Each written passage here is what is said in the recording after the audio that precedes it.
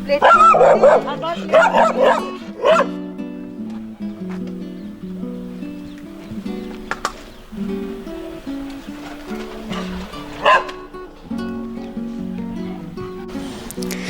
अधिकारों के लिए तो हम सब लड़ते हैं, लेकिन दूसरों के अधिकारों के लिए भला कौन लड़ता है। आधी आबादी की बात कार्यक्रम में आज हम आपको एक ऐसी ही महिला से मिलवाने जा रहे हैं जो महिला बेजुबान जानवरों के अधिकारों के लिए लड़ती है। तो मिलवाते हैं आपको पूजा बखंडी जी से। मैम, बहुत बहुत स्वागत है आपका हमारे इस कार्यक्रम। Thank you. मैम, अक्सर हम देखते हैं कि सड़क में हमें कोई भी जानवर हो, चाहे वो कुत्ता हो, बिल्ली हो या फिर कोई भी पशु, गाय, तो हम देखते हैं कि अगर वो कुछ बुरी स्थिति में हैं, घायल हैं, हम उनको देख के नेगलेक्ट करके आगे चले जाते हैं। लेकिन आपके साथ ऐसे जीवन में क्या घटना हुई या आपको कब लगा कि मुझे इन बेजुबानों के लिए सहारा बनना है? कोई घटना नहीं हुई मेरे साथ। मैं पैदा ही ऐसी हुई हूँ।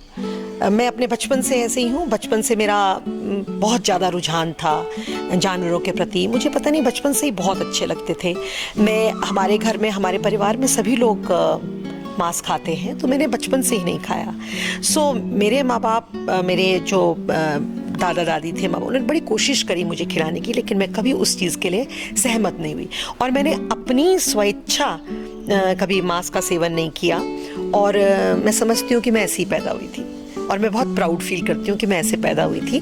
मैं बहुत अपने आप को एक बहुत भाग्यशाली इंसान समझती हूँ कि जो भगवान ने मुझ में एक इस किस्म का हृदय डाला है कि जो मानवता के लिए, जो पशुओं के लिए ही नहीं, उसमें सब कुछ आता है। जो भी नीडी है, चाहे वो सड़क में एक बच्चा है जिसके पास चप्पल नहीं है, चाहे वो एक बुजुर्ग महिला है जिसको देखभाल करने वाला कोई नहीं है, मैं सब के लिए बहुत सोचती हूँ। I am basically a very sensitive person. So it starts with animals को जो लोग भी, आप अनुमान देखिएगा कि जो भी लोग जानवरों के प्रति प्रेम जिनका होता है, जो जानवरों के प्रति जो संवेदनशील होते हैं, वो इंसानों के प्रति भी उनका कोई क्रूर व्यवहार नहीं होता। वो इंसानों के प्रति भी, हाँ, उनको सबके साथ होता है। दे बिलीव इन लाइफ, कि लाइफ प्रेशियस है, चाहे वो किसी में भी हो। वो एक चींटी में हो सकती है, वो एक हाथी में हो सकती है, और वो हमारे किसी मजदूर भैया में हो सकती है, या फिर किसी भी ऐसे इंसान को जिसको हमारी मदद की ज़रूरत है। मैम, अभी मैं देख रही थी कि आपके पास करीबन 20 से ऊपर अभी आपने हाउस में डॉग्स रखे हैं, तो कैसे मैनेज कर पाते हैं, मतलब, और कैसे फैमिली का सपोर्ट भी मिलता है? क्योंकि हर किसी को जो है एनिमल्स और खासकर डॉग भी हर किसी को पसंद नहीं आते, तो कुछ ऐसी मतलब दिक्कतें भी होती हैं। 90% लोग हिंदुस्तान के अंदर सोचते हैं कि कुत्ते को तो जीवन का अधिकार ही नहीं है, वो तो पैदा होते ही मार देना चाहिए। लेकिन आपने बहुत वाजिब सवाल उठाया है कि मेरे को अगर फैमिली का सपोर्ट नहीं होता, मेरे हस्बैंड का, मेरे बच्चों का, तो मैं शायद इतना एक्सटेंसिव काम कभी नहीं कर पाती। इस वक्त भी मैं 100, 125, 150 से ऊपर जानवरों को, कोरोना काल, जब से कोरोना पहला लॉकडाउन हुआ है, रोज़ जाके खाना खिलाती हूँ, चाहे ठंड हो, बरसात हो या कुछ भी हो। तो मुझे लगता है कि फैमिली का सपोर्ट नहीं होता तो मैं उसको मैं कभी भी ना कर पाती। और you'll have to, so family का सपोर्ट है, इसलिए ये इतना हो रहा। और शुरू से ही मेरे जो पिताजी हैं, वो, उनका विभाग ही ऐसा रहा। वो सरकारी जानवरों के डॉक्टर हैं, तो वहाँ से भी मैंने बहुत कुछ देखा, पेन देखा, सफरिंग्स देखी, जानवरों की हालत, मतलब एकदम कहना चाहिए डिफेंसलेस का जो एक वो है, उनकी मजबूरी देखी, उनकी लाचारी देखी, तो मैं और जागरूक हो गई और मुझे लगा मुझे काम करना है। मेरे दादाजी फॉरेस्ट ऑफिसर थे, हम लोग जंगलों के बीच पले बड़े हैं। मेरी दादी, मुझे बचपन में भी याद है, भालू के बच्चे, छोटे छोटे वाइल्ड कैट्स जो होती थी, हमने देखा उनको पालते हुए। और जब हमारे घर में किसी गाय का बच्चा होता था, तो मेरी जो ग्रैंड मदर थी, वो उसी वहाँ पर अपना खटिया लगा के उनके साथ तब तक सोती थी जब तक उसका प्रसव नहीं हो जाता, जब तक बच्चा नहीं हो जाता। और ये ट्रेडिशन मेरे माँ बाप ने भी कायम रखा। वो एजुकेटेड है, ऐसा कुछ नहीं है, बट लेकिन वो उतने संवेदनशील हैं। तो पूरी फैमिली में ऐसा रहा। तो मतलब ये जो जानवरों के प्रति, इंसानों के प्रति जो हमारी संवेदनाएं हैं, वो दिन प्रतिदिन बढ़ती रही। एंड मैंने जैसे आपको कहा है कि मैं बहुत प्राउड फील करती हूँ कि मैं ऐसी बॉर्न हुई हूँ। मुझे लगता है कि आज की डेट में आप देखिए पूरे विश्व में केवल मतलब बहुत ज़्यादा क्रूरता है, तो ऐसे में कुछ लोग ऐसे ट्रेंड सेटर्स होने चाहिए कि जो शांति का संदेश लेके आए, और मुझे लगता है कि मैं उनको फॉलो करना पसंद करती हूँ, मैं उनके पद चिन्हों पे चलना चाहती हूँ। बहुत ही अच्छा है, आप कहीं ना कहीं सामंजस्य बनाने का भी काम कर रहे हैं, एक तरीके से कह सकते हैं। मैम, अभी देखा जाए तो शक्तिमान जो प्रकरण अभी हमारे उत्तराखंड में हुआ था, बहुत सारे जो दोषी उसमें करार दिए गए थे, लेकिन अभी रिसेंट में जो फैसला आया है उसमें दोष मुक्त हो गए हैं। तो क्या कुछ लगता है कि क्या हम शक्तिमान के साथ कुछ न्याय कर पाए हैं? मैं आपको पहले तो ये बता देना चाहती हूँ कि शक्तिमान की FIR मैंने दर्ज की थी। शक्तिमान की जो फर्स्ट इन्वेस्टिगेशन रिपोर्ट हुई थी, सारे जो भी लोग उसमें लिप्त थे, जो भी दोषी थे, वो मेरे ही द्वारा सबसे पहले चौकी में जाके की गई थी। और मुझे लगता है कि एक थोड़ा सा मैं शक्तिमान के लिए आपको एक चीज़ थोड़ा बताना चाहती हूँ। शक्तिमान पे किसी ने डायरेक्टली हमला नहीं किया, और वो जब उन्होंने इट वॉज एबेटमेंट कि आपने ऐसी परिस्थितियां बना दी कि घोड़ा विचलित होके बाहर पाया और उसके कारण उसकी टांग 2 टुकड़ों में टूट गई। दूसरी बात, मुझे लगता है कि जिस तरह से वहाँ पर जो रैली थी और पता था, अंदेशा था कि वहाँ पर कुछ भी हो सकता है, तो ऐसी भीड़ भाड़ वाली जगहों पे, ऐसे जहाँ पर कि हंगामे की आशंका है, वहाँ जानवरों का तो प्रयोग बिल्कुल नहीं करना चाहिए। तो इसमें दोनों ही केसेस बनने चाहिए थे। एक कि उन्होंने उस जानवर को वहाँ इस कंडीशन में उसको वहाँ पर लाया जबकि अंदेशा था कि कुछ भी हो सकता है, और दूसरा जो उन्होंने एबेटमेंट, उन्होंने हो सकता है डायरेक्टली शक्तिमान को नहीं माना, लेकिन उन्होंने परिस्थिति ऐसी बनाई, डंडे से उन्होंने पटकते रहे, तो उस कारण जो उस जानवर का नुकसान हुआ, मैं समझती हूँ कि अगर हमारे कोर्ट एकदम से लोगों को इस तरह से बरी कर देंगे तो बहुत लोगों के लिए ये एक एग्जाम्पल बन जाएगा और अच्छा मैसेज नहीं जाएगा। आप चाहे सिंबॉलिक एक ही दिन की जेल कीजिए या आप सिंबॉलिक थोड़ी सी पनिशमेंट दीजिए, पर पनिशमेंट का होना ज़रूरी है। और ये बहुत दुखद घटना है कि शक्तिमान जिसने कि अपनी बहुत ही दयनीय स्थिति में उसकी मौत हुई। मैं तो उसके साथ पूरा, जब तक वो जीवित था, जिस दिन से उसका एक्सीडेंट हुआ, मैं हमेशा शक्तिमान के साथ थी। तो ऐसा नहीं होना चाहिए था। और मैं समझती हूँ कि किसी भी चीज़ का, पार्टी का इन्फ्लुएंस न्याय प्रक्रिया में नहीं होना चाहिए। न्याय मिलना चाहिए, चाहे वो थोड़ा हो या सिंबॉलिक हो। तो मुझे लगता है कि हाँ, ये दुखद घटना है। टिकी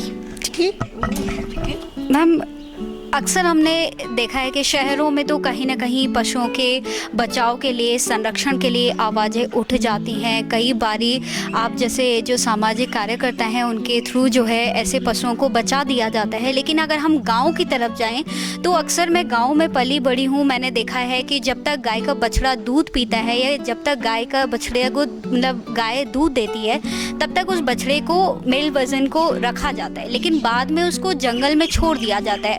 तो इस के उसमें आप क्या मानते हैं, क्या हम न्याय कर पा रहे हैं उनके साथ? मैं उसके लिए एक आपको पता होना चाहिए कि म्यूनिसिपैलिटी लाइसेंस इशू करती है सारी डेयरी वालों को। इनकी टैगिंग होनी चाहिए, एक आंकड़ा उसका होना चाहिए कि किस डेयरी में कितने जानवर हैं, जितने भी पशुपालक हैं जो घर में भी पाल रहे हैं उनका पूरा एक रिकॉर्ड होना चाहिए कि उनके यहाँ कितने बच्चे हुए, कितने की डेथ हुई, कितने सर्वाइवर्स हैं, कितने उसमें फीमेल्स हैं, कितने मेल्स हैं। जब तक हम ये कोशिश नहीं करेंगे, इसको रोक लगाना बहुत ही मुश्किल है। और मुझे लगता है यहाँ पर म्यूनिसिपैलिटी का दायित्व आता है, यहाँ पर हम जैसे समाज सेवियों का दायित्व आता है। और सबसे इम्पॉर्टेंट है कि जो व्यक्ति उस जानवर का दूध पी रहा है, आप गौ माता करते रहते हैं, आप सरकारों में देखते हैं सब लोग गौ माता की दुहाई देते रहते हैं, पर क्या हम जस्टिस कर रहे हैं अगर हम बछड़े को मार रहे हैं? और आज तक मैं आपको बता सकती हूँ कि जितने भी हम लोगों ने केसेस करे हैं उसमें से बहुत मतलब 0.01% अपने न्याय के मुकाम तक पहुंचा है। 80% केसेस में उसको ये बोल के कर दिया जाता है कि जानवर ही तो है, क्या हो गया। लेकिन ऐसा नहीं है, जानवरों के अपने अधिकार हैं, जानवरों पे ये लाइफ है, इनमें फ्लैश है, इनमें ब्लड है, इनको पेन होता है, इनके इमोशंस होते हैं। 19 महीने से मैं रोड पे खाना दे रही हूँ, आपको यकीन नहीं आएगा, मैं इनकी लैंग्वेज समझने लग गई और I want to write a book कि when dog is behaving in certain manner, वो ये मांग रहा है, जैसे कि मैं इधर कुत्तों को खाना डाल रही हूँ और वो वहाँ छुट गया, तो उसकी एक अलग किस्म की टोन होती है, उसकी भो भो भो नहीं होती, उसकी एक अलग means I am here, you have left me, आपने मुझे खाना नहीं दिया, प्लीज मुझे खाना दीजिए। और मैं कई कुत्तों को आपको दिखा सकती हूँ कि यूं करके मांगते हैं, क्योंकि उनके पास ज़बान नहीं है, तो अपने एक्शन से ही वो हमको बता सकते हैं कि हमको हमारी ये ज़रूरत है। और मैं समझती हूँ कि गांधी जी बोला करते थे कि एक सभ्य समाज, एक सभ्य समाज की पहचान इससे होती है कि वो अपने जानवरों के प्रति कितना सजग है, कितना जागरूक है, कितना पेशेंट है, कितना उनके साथ संवेदनशील है। और फिर आप खुद कैलकुलेट कर लीजिए कि हमारा समाज कैसा है।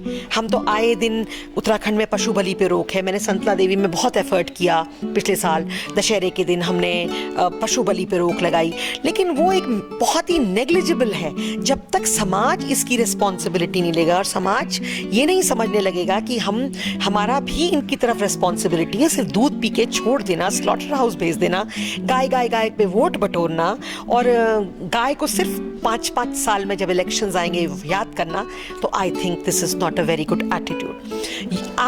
आपकी वेरिएबल पॉलिसीज नहीं हो सकती हैं कि उससे पहले क्या बोलते हैं, इलेक्शन से पहले एक गाय कट गई तो हंगामा हो जाता है, मुस्लिम हिंदू विवाद शुरू हो जाता है, लेकिन गाय तो रोज कट रही हैं, तो हम उसको पूरे साल भर क्यों नहीं फॉलो करते हैं। इतनी सारी सरकारी गौशालाएं हैं, वहाँ पे तिल के गाय बिना खाने के, बिना पानी के, बिना किसी इलाज के मर रही हैं, तो क्या हम उसके लिए कुछ कर रहे हैं? आई थिंक केवल इसको इलेक्शन एंड वोट बैंक बना, सारी सरकारें, सारी हिंदुस्तान में गाय एक मतलब एक पूजनीय पशु है। और मैं कहती हूँ गाय क्यों, सारे पशु, उनके प्रति हमको थोड़ा और संवेदनशील होना पड़ेगा। और जब तक हम ऐसा नहीं करेंगे, और देखिए एक और चीज मैं आपको बताती हूँ, क्यों गांधी जी ने कहा है कि एक समाज के बारे में आप तब व्याख्या कर सकते हैं कि वो अपने पशुओं को कैसे ट्रीट करते हैं।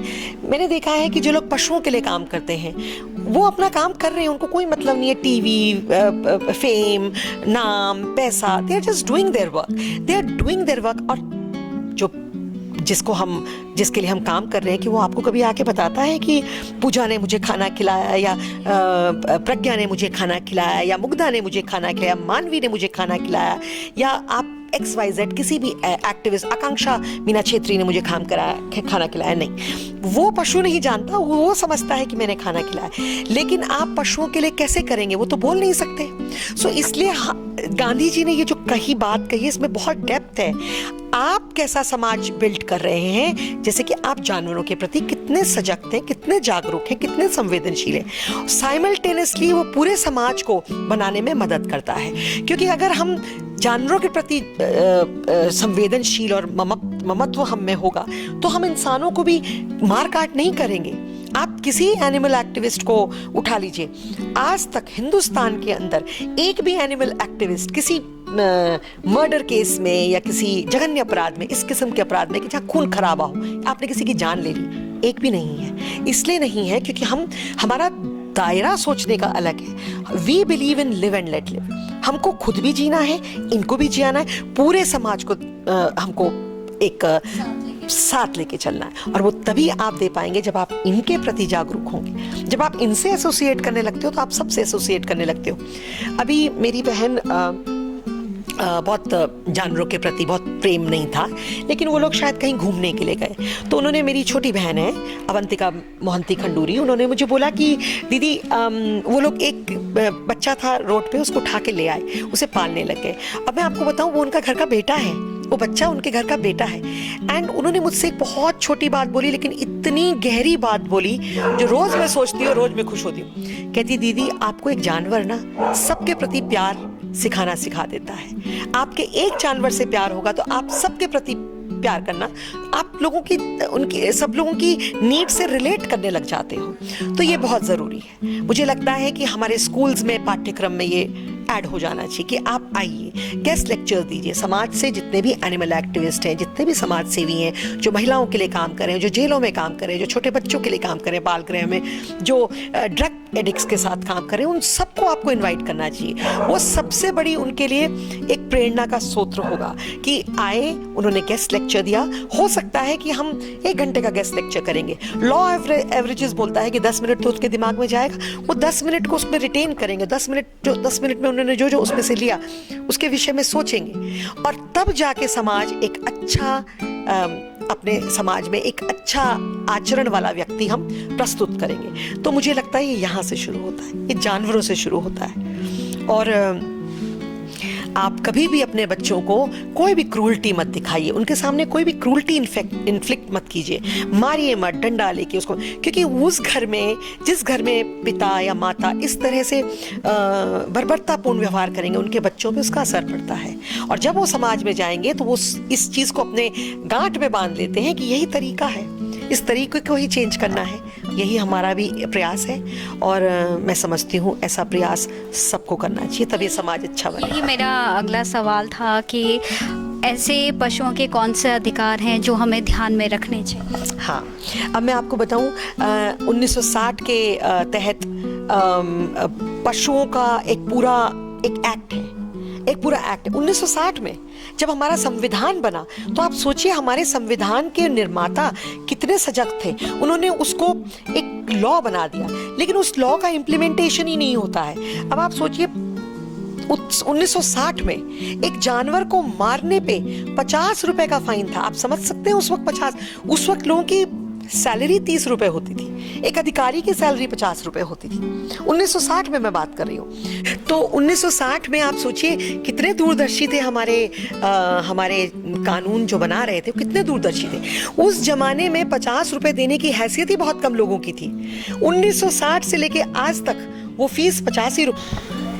तो आज हमने आपको इस कड़ी में एक ऐसी महिला से मिलवाया जिनके अंदर इतनी ज़्यादा इंसानियत है, जो न केवल इंसानों के बारे में अपनी अच्छी सोच की धारणा रखती हैं, बल्कि जो बेजुबान जानवर हैं उनके लिए भी वो उनके अंदर अथात प्रेम है। और इसी वजह से वो समाज में एक ऐसी महिला के रूप में जानी जाती हैं जो बेजुबान जानवरों के लिए वो सब कुछ करती हैं जैसा एक माँ अपने बच्चे के लिए करती है।